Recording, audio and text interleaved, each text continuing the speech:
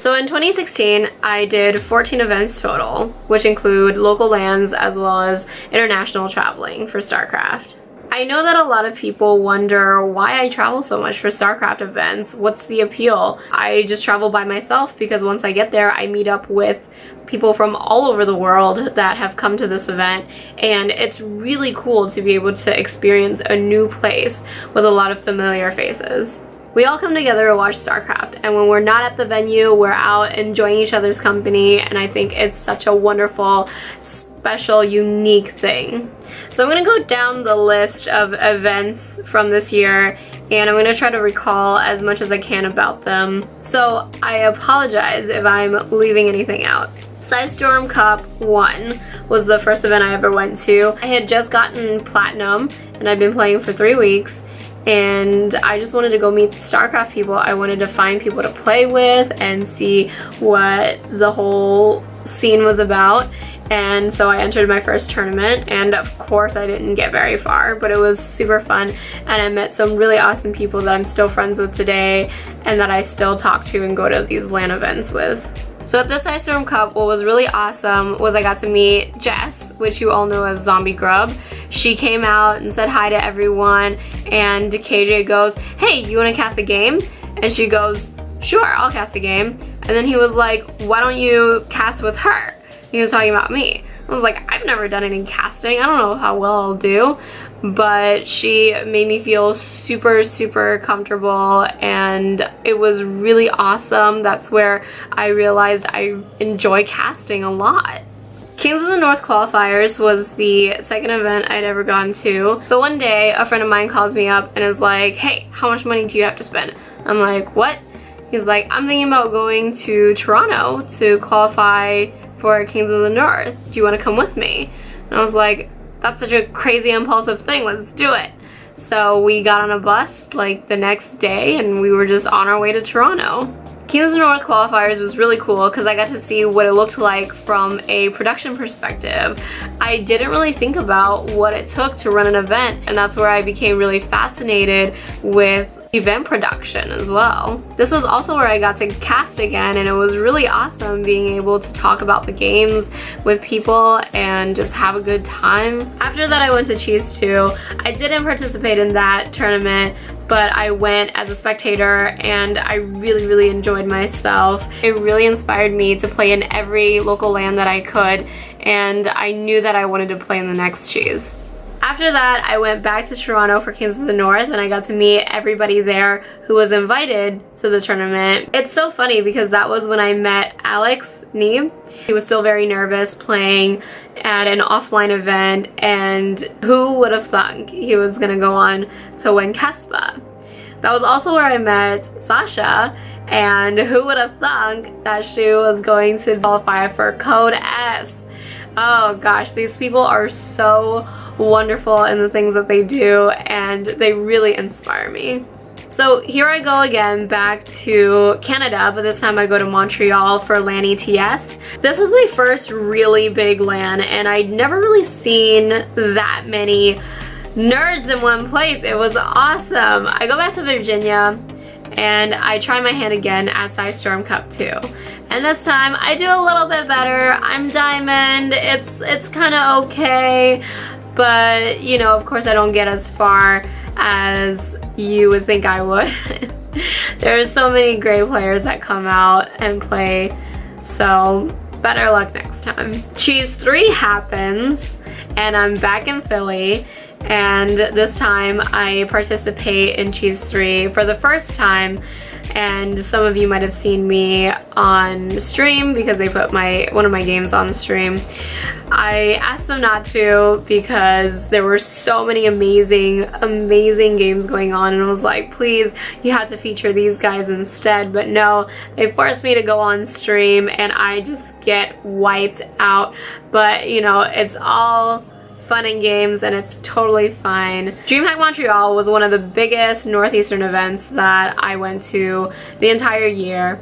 So many people came out for it, as far as casters, personalities, players, you name it. I think I met most people at DreamHack Montreal. I was a little upset that I wasn't able to go to DreamHack Austin earlier in the year, so this was the one that I was looking forward to most. And who could forget the Twitch after party? That was so much fun, being able to dance with everybody and party, and I think that people still talk about that to this day. I come back and there is yet again another PSISTORM Cup. I love that KJ puts on these events every couple of months. This time I do pretty well. I was one of the only players in top 8 for about 6 rounds that wasn't in GM. Of course, after that, I get seeded against some pretty good guys and I get wiped out, but you know, that's fine. I'm there just to experience the tournament and to play a lot of StarCraft. Now, BlizzCon. Oh my god, the things that I could say about BlizzCon. BlizzCon was a big event at the end of the year that everybody was looking forward to, and you could definitely say that I was one of them. The stage was amazing for StarCraft. The way they did the graphics just blew my mind with the moving frames and everything. Oh, it was so great seeing everybody flooding into the StarCraft area to watch the finals. It was incredible. Shoutcraft Kings was also super fun. Who could forget the StarCraft mods game right at the end with Stefano? That was so freaking hilarious and out of the blue. Nobody was expecting that. I hardly slept that entire weekend, but I wouldn't do it any differently. November was a crazy month for me because BlizzCon was at the beginning of the month, and a week after I got back from that, I was jet setting off to Dusseldorf for HOMESTORY Cup, and a week after that I was off to PSISTORM Cup 4. But before we get into that, I'm gonna backtrack. HOMESTORY Cup was so much fun. I got to cast, which was really awesome, and I got to work with some really great people like Wardy and Roddy and Sasha. It was a really fun time being able to cast with them. I also got to hang out with a lot of the players, which I've gotten to know throughout the year so far, and we got to go get kebab at, you know, 2 a.m. and drink our hearts out.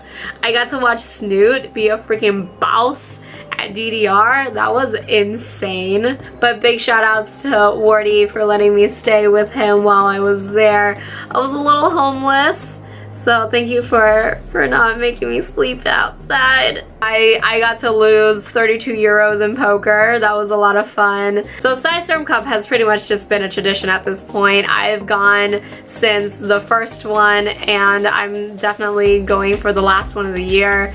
It was really awesome because I got to play and challenge myself. I was super rusty though because I hadn't really been playing, but I still wanted to come out and participate and show my love for the StarCraft community.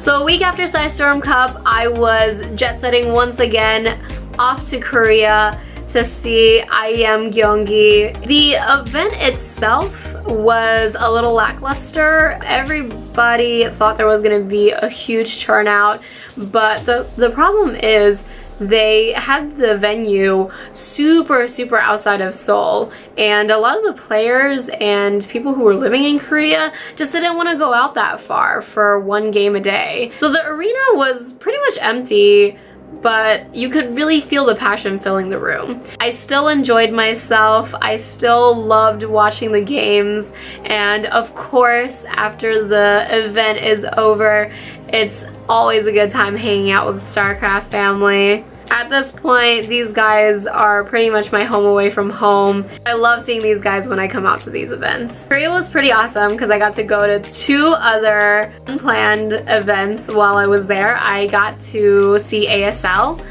and that was the first time I had ever watched Brood War. Astosis definitely makes it extremely approachable because I had no idea what I was looking at. They did a really great job explaining what each unit does. I also was lucky enough to go see Sasha qualify for Code S. Unfortunately, I got a fever right towards the end of GSL qualifiers, and I had no idea that it was festering in my body. So towards the end, I didn't enjoy it as much as I would have loved to, but in the beginning it was really great seeing these games from all these amazing players. The thing is, with the way Koreans are streaming nowadays, it's not hard to find their games anymore. Even though that's the case, I still really enjoyed watching them.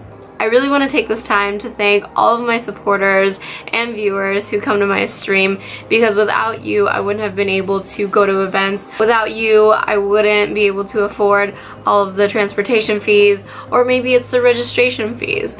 Whatever it may be, without your help, I wouldn't have been able to fuel my passion. It's meant a lot to me in the past year, and I look forward to the upcoming year.